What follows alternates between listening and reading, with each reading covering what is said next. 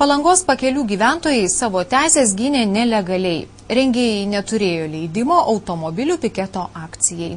Seni žmonės turi karvės, gyvulius, o ganyklos yra šioj pusėje, Žalios slėnio pusėje. Kaip jiem atvažiuoti, kaip jiem išvažiuoti? Kas atsakys tą klausimą? Pagal Lietuvos įstatymus tokiems susirinkimams, piketams ar protesto akcijoms reikalingas vietinės valdžios, šiuo atveju Klaipėdos rajono savivaldybės administracijos direktoriaus leidimas. Česlovas Banevičius tikino prašymo rengti piketą dėl kairiųjų posūkio uždarimo Palangos plente negavęs. Nepaisant to, savaitgalį Žaliojo slėnio ir aplinkinių kaimų gyventojai susirinko į protesto akciją. Visai užrakino, kaip sak, mes neturim nei parduotuvės, nei vaistinės, nei mokyklos, vaikams į mokyklą reikia eiti. Esame visiškai izoliuoti.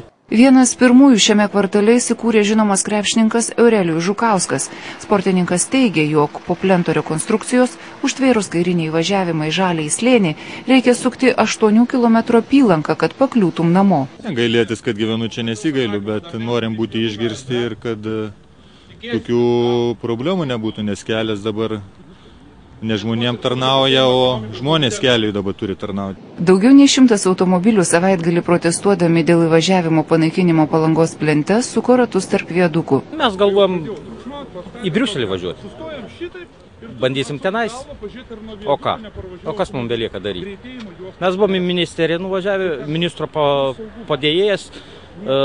Praktiškai jie iš vis nereagavo. Susisiekimo ministras telefonu tikino žinas šią gyventojų bėdą. Pilnai suprantu bendruomenės norą Žaliojo slėnio patogiai išvažiuoti arba grįžti į namus, bet aišku, mums reikia žiūrėti ir kelių eismo saugumo reikalavimų. Vis tik už šį autopiketą gali tekti atsakyti pagal įstatymą, mat akcija surinkta be leidimo, todėl neteisėtai.